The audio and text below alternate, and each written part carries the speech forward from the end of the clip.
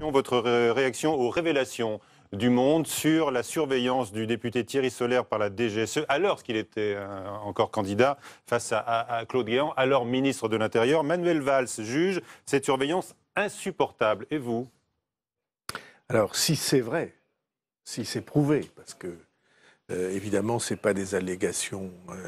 on ne s'appuie pas uniquement sur des allégations. Mais si c'est prouvé, ça porte un nom extrêmement précis. Ça s'appelle une forfaiture. C'est-à-dire la trahison par un officier public, quelqu'un qui occupe une fonction publique, de sa fonction.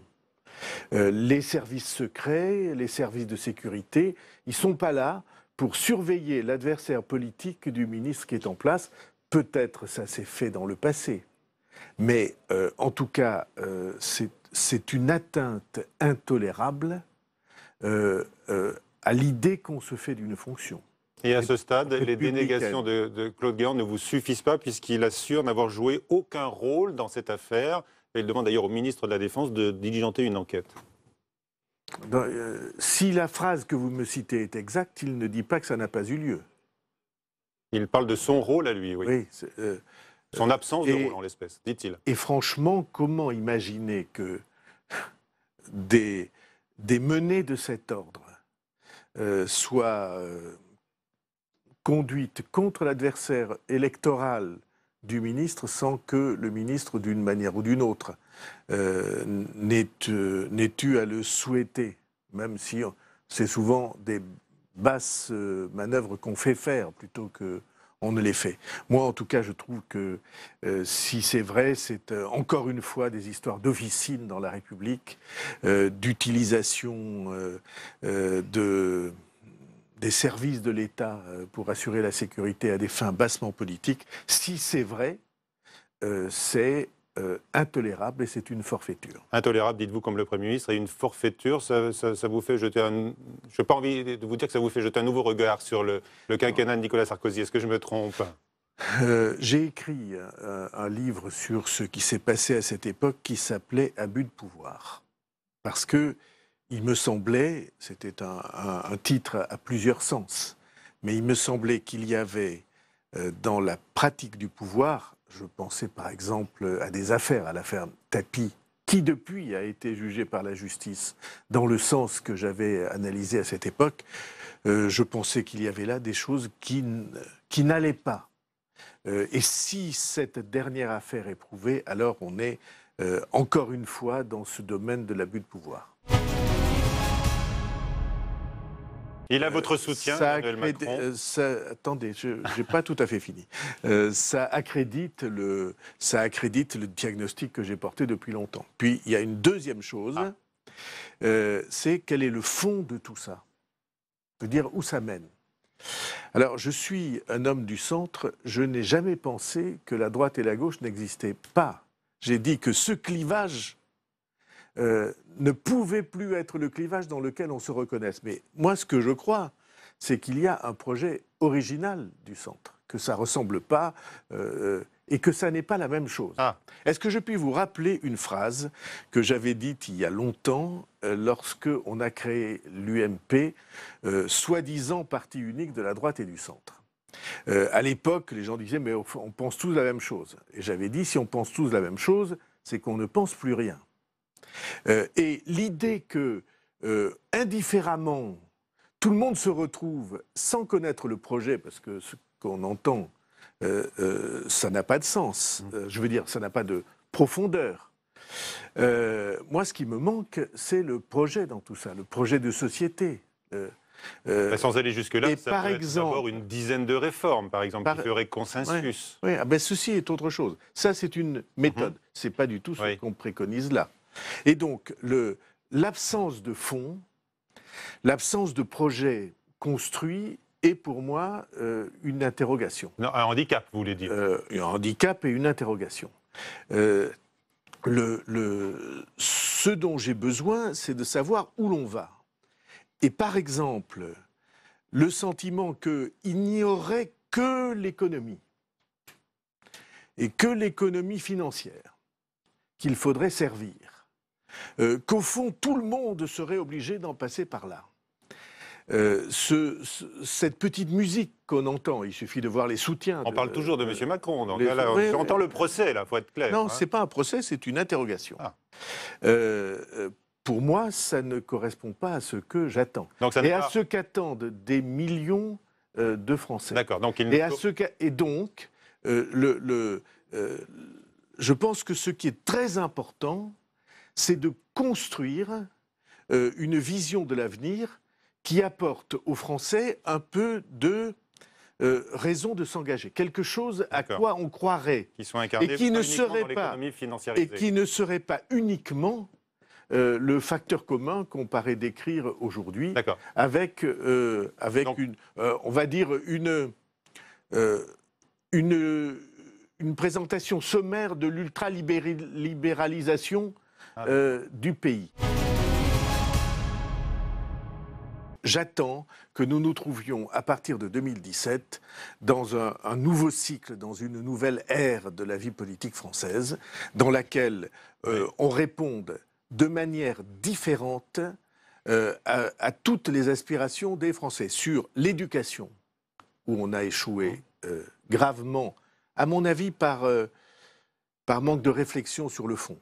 Par exemple, j'attends qu'on rompe clairement avec la politique actuelle du gouvernement en matière éducative. Vous menez le combat avec contre la réforme des collèges, en particulier. J'attends une rupture franche.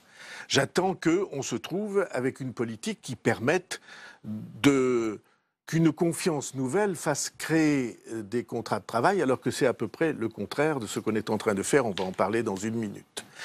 J'attends que la France est une proposition européenne différente de ce que nous avions jusqu'à aujourd'hui. On va en parler tout à l'heure dans le troisième chapitre donc, de l'émission. Donc, ce sont des demandes que vous vous adressez donc à Alain Juppé. Ce sont des demandes que j'adresse à tous ceux qui vont avoir la responsabilité, j'espère, de porter l'alternance dans le pays.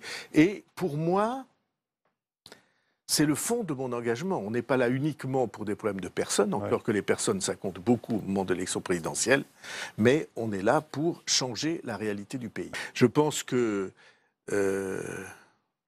François Hollande a bénéficié d'un crédit qui était aussi largement dû au refus de Nicolas Sarkozy, de la poursuite de son mandat. Il a bénéficié d'un crédit, il a gaspillé ce crédit en refusant d'aller au bout des changements et des réformes et des pratiques. Il en avait la responsabilité. Maintenant, c'est trop tard. Et je ne crois pas qu'il puisse retrouver son crédit. Une nouvelle fois, le gouvernement est parti avec des intentions et on se retrouve avec une loi qui est exactement opposée aux intentions qui avaient été annoncées. Sur beaucoup de sujets, mais sur ce sujet-là en particulier. Et je trouve ça terrible pour le jugement que le gouvernement doit porter sur lui-même.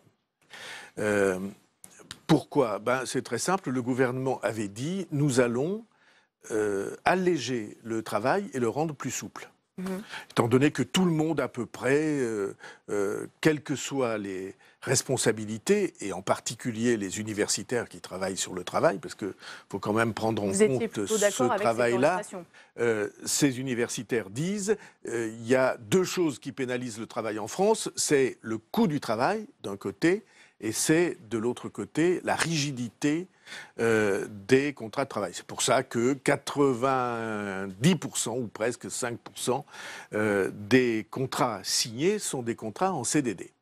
Et donc, grosso modo, tout le monde avait dit, les prix Nobel d'économie, Jean Tirole, les responsables politiques, j'en suis, avaient dit, la bonne direction, c'est en effet alléger, assouplir. Que fait-on ? On alourdit, on se retrouve au bout du chemin, on alourdit et on rigidifie. Ce changement de cap est, pour le gouvernement, un symptôme d'impuissance et de faiblesse. Et d'impuissance et de faiblesse, en particulier parce que le gouvernement, vous dites, est-ce qu'il a répondu à la jeunesse ? C'est une blague. Sur les bourses, par exemple, dans l'éducation ? Non, mais parlons de ce sujet. Finissons avec ce sujet. c'est une blague. Ce qu'on appelle les organisations de jeunesse. C'est pas la jeunesse. Se disent satisfaits. C'est une organisation qui comporte quelques milliers de militants et qui tend à se faire passer pour le porte-parole des autres. Les jeunes Français, si on veut bien partager avec eux un dialogue en profondeur, qu'est-ce qui doit crever les yeux? Bien, ce qui crève les yeux, c'est qu'ils sont au chômage. Et qu'on trouve infiniment moins de travail chez nous, même quand on est diplômé, qu'on en trouve ailleurs. On en trouve davantage diplômés que pas diplômés, mais les taux de chômage sont effrayants et la manière dont on conduit cette chose va les accentuer. Parce que si vous croyez que c'est en alourdissant le CDD qu'on favorise le CDI, vous vous mettez le doigt dans l'œil jusqu'à l'omoplate. C'est désespérant comme pensée, et c'est désespérant comme faiblesse, c'est désespérant comme incapacité à définir un cap et à défendre ce cap. Manuel Valls, il n'est plus droit dans ses bottes, il concède beaucoup de choses aux jeunes. Bon, c'est quelqu'un que j'estime, donc je ne vais pas me joindre au groupe de ceux qui l'accablent, même si mon jugement sur cette décision est extrêmement sévère, mais je pense qu'il ne doit pas être fier de lui, il ne doit pas être content. C'est pas la direction qu'il avait tracée. Ce n'est pas le courage qu'il avait défini. Et c'est, encore une fois, un faux semblant. Quand on pense qu'on prétend défendre les jeunes en imposant l'immobilisme dans une situation qui les conduit au chômage, je trouve ça désespérant. Nos politiques de lutte contre la toxicomanie ne marchent pas. Et notamment contre le cannabis, présenté à tort ou à raison, je crois plutôt à tort, comme une drogue douce. Mais l'alcool aussi est une drogue et qui n'est pas douce. Il suffit de voir les addictions qui sont créées. Deuxièmement, je ne crois pas que la consommation de cannabis soit anodine. Je ne dis pas pour ceux qui fument comme ça une cigarette, enfin, le samedi soir, un joint. Il y en a qui ont une consommation festive. Modérée. Mais malheureusement, je connais des adolescents qui ont une consommation qui n'est pas festive et qui est tragique. Mais il y a aussi, comme vous savez, des consommations d'alcool chez les adolescents qui sont tragiques aussi. Deuxième chose, je ne crois pas que ça soit anodin. Je pense que ça a un effet psychotrope dangereux. Troisièmement, on nous dit, si on le légalise, on va faire baisser les trafics. Et les violences, les règlements de compte, et on va avoir des cités assainies. Je n'en crois rien. Parce que les ressources tirées de ces trafics, elles seront recherchées ailleurs et dans des drogues, par exemple le crack, on sait bien ça aux États-Unis, des drogues plus violentes encore. Et donc c'est un débat très difficile, mais je ne crois pas, en tout cas, qu'on puisse le résumer sous la forme qui a été faite par les promoteurs de cette mesure. Et moi, je ne suis pas favorable à la légalisation du cannabis. Mais vous êtes pour le statu quo? Non, je pense que le travail de prévention n'est pas fait. Et je ne suis pas pour le statu quo de ce point de vue-là. L'Europe, elle souffre de quoi? Elle souffre d'une espèce d'impuissance. Elle souffre d'un désordre intérieur parce que les règles adoptées par les uns ne sont pas les mêmes que les règles adoptées par les autres, notamment en matière fiscale. C'est-à-dire que pour moi, le combat pour l'harmonisation fiscale, l'unification de nos règles fiscales, en tout cas dans les pays de même niveau de développement, c'est un enjeu de première priorité. Et l'Europe, elle souffre d'une deuxième chose que tout ça illustre, si on y réfléchit bien, c'est que on ne sait pas qui prend les décisions, quand on prend les décisions, sur quel agenda on prend les décisions, quels sont les mécanismes qui permettent de prendre les décisions. Personne ne le sait, y compris pas vous. Deux questions à et ça. même nous trois. Pourquoi? C'est-à-dire que Merci. nous sommes parmi les plus C'est inquiétant avertis, plutôt. en Nous, pour principe. Non, c'est inquiétant pour tous les citoyens. Nous sommes en principe parmi les plus avertis. Qui savait qu'on était en train de préparer ce texte parmi vous? Est-ce que c'est ça que Qui les êtes Français beaucoup plus informés que je ne le suis. Est-ce que c'est ça que les Français rejettent dans l'Union européenne aujourd'hui? Oui. Ce que, pour moi, la principale raison du gouffre qui s'est creusé entre l'Union européenne et ses mécanismes politiques et les citoyens de tous les pays européens, c'est le mur qui fait que les citoyens ne sont informés de rien. Or, il est impossible au siècle démocratique que des décisions majeures pour les sociétés et les citoyens soient prises sans que personne n'en soit informé. Et est-ce que vous saviez par Et ailleurs- donc, cette question-là, centrale, c'est-à-dire de l'ouverture, au moins de l'information, et de l'information préalable, pour que si une décision se prépare, les citoyens puissent intervenir sur la préparation Alors de vous la leur demandez décision. quoi? Vous attendez quoi finalement aujourd'hui? Ah ben, j'attends que l'Europe change du tout au tout sa pratique. Le PNR, dont Manuel Valls parlait à l'instant, c'est l'arme essentielle contre le terrorisme. C'est une des armes et il faut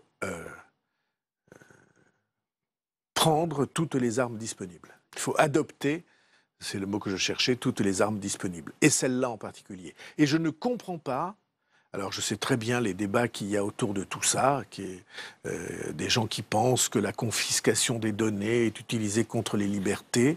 Moi, je ne vois pas ce risque. Ce que je vois, c'est au contraire qu'on favorise la plus grande atteinte à la liberté, qui est l'insécurité.